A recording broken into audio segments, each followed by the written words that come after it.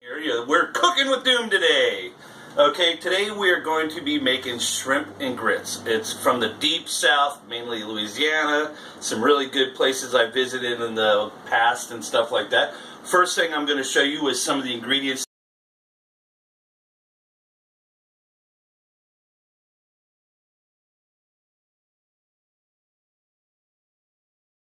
that you're going to need, so take notes. This is a garlic puree.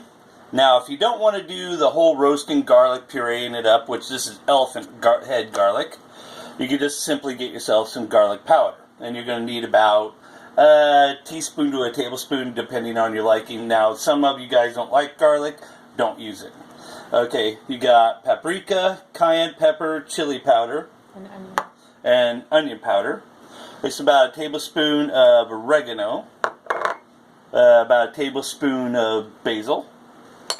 You're going to want to get about a teaspoon to a tablespoon of black pepper, but I will tell you right now, guys, this is the better way to go.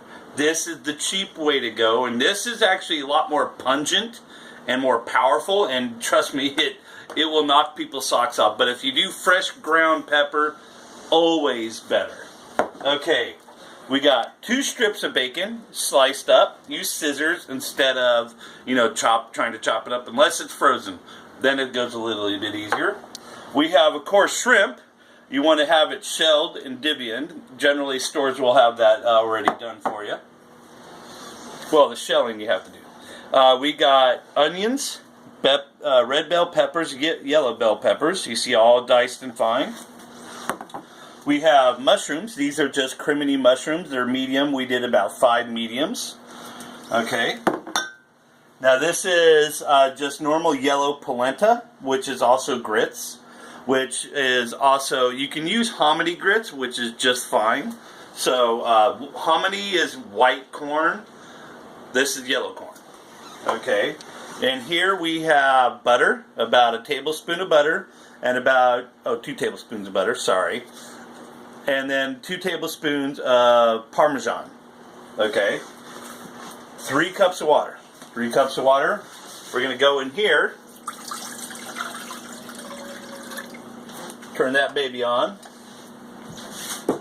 And once that starts to boil, we're going to actually set it, and we're going to start cooking bacon and all that. I'm going to take a little bit of salt. You're going to need about a pinch. Yes, a pinch. My director's saying no, but I say yes.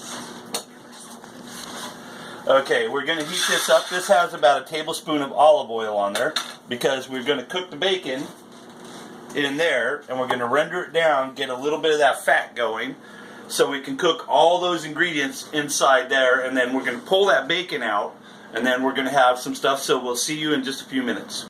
In there. And now this stuff has to be kind of like constantly stirred, otherwise it'll clump together, and you're just going to have a huge clump of polenta. And you don't want that, especially for grits. Okay? And you see this going. Now this is going to take about 15 minutes to cook. 15 to 30 depending on how thick you want it. Okay? So we're going to have this going pretty good. I do not know what's going on with my flash, but it's freaking the hell out on me. And if you look at it, that's almost ready to be pulled out. Now what you're going to try to do is save all that grease and stuff like that. So you're going to basically pull out your bacon, put it on a piece of paper.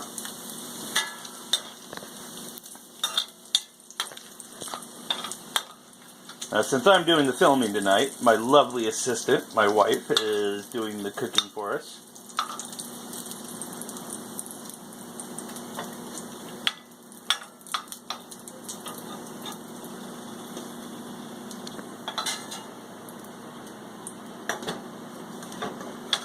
So, you got your bacon, going to sit there for a minute.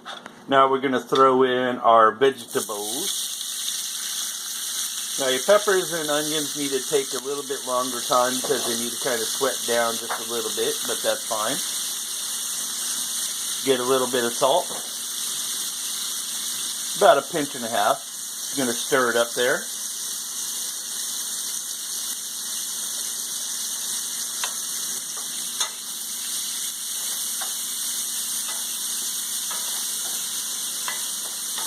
And once you start cooking, your magic starts happening pretty fast.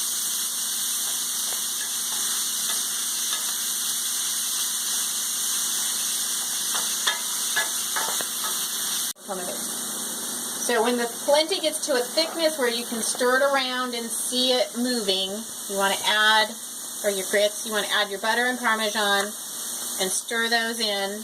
Turn your burner way down to low. Once those are stirred in,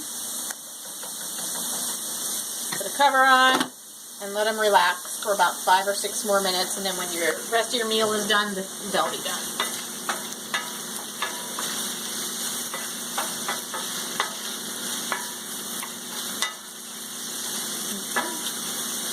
So depending on how firm or soft you want your veggies to be, you could add your shrimp at any point, but you want them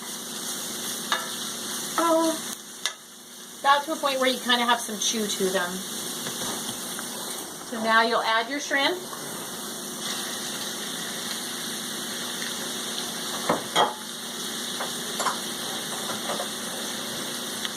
Have your spices ready.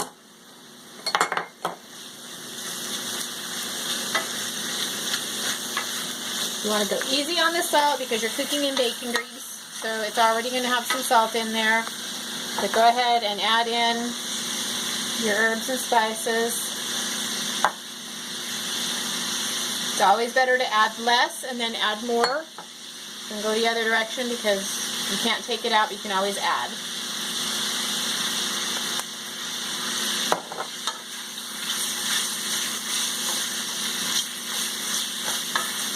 And then at this point, if you want a little bit of a sauce, you could add some chicken broth or some white wine.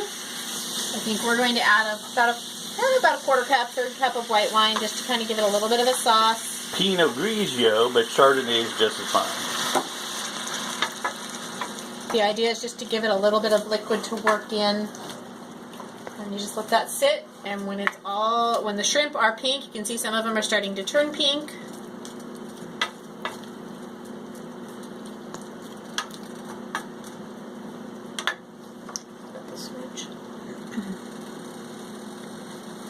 Earlier, but we just found them, so we forgot them.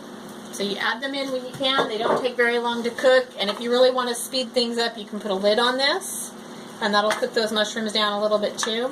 What you really want to be careful of is don't overcook your shrimp unless you want rubber balls to eat, and those just don't taste very good.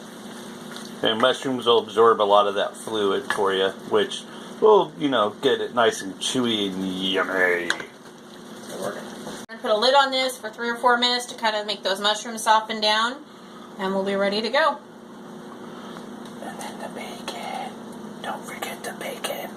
Bacon! Nice and pink, a little bit firm, but not too horrible. And believe me, if you've ever had an overcooked shrimp, you know what I'm talking about.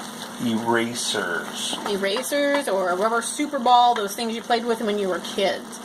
So this is ready to go. You want to turn your heat off and then add your bacon in. Yes, he's pointing. Don't forget, don't forget.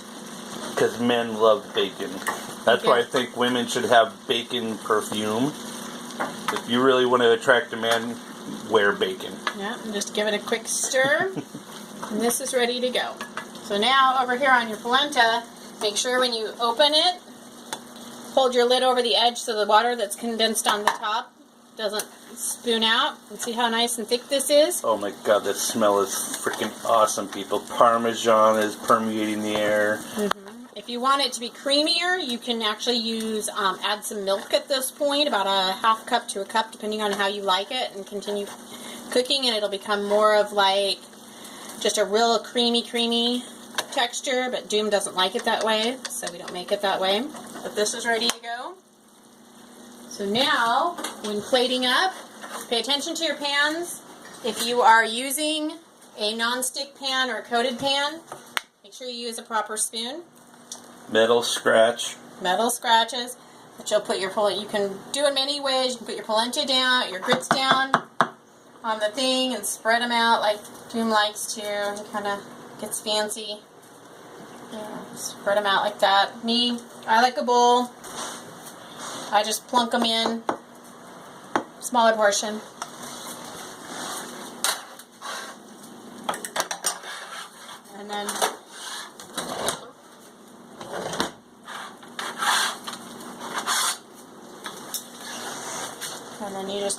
Put it on top.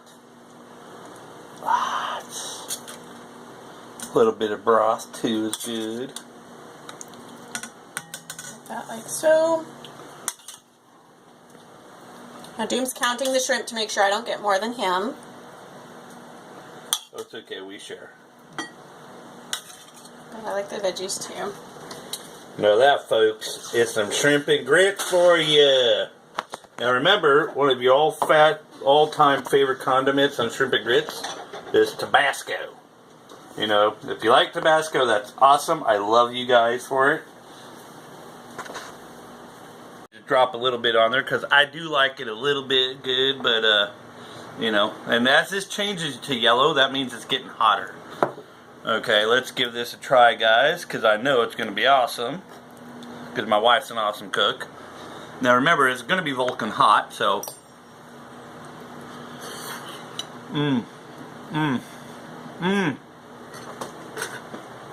okay, that is phenomenally awesome. You guys follow what we did. You will have a lot of happy people in your life. So good eating, good cooking, and I wish you safe.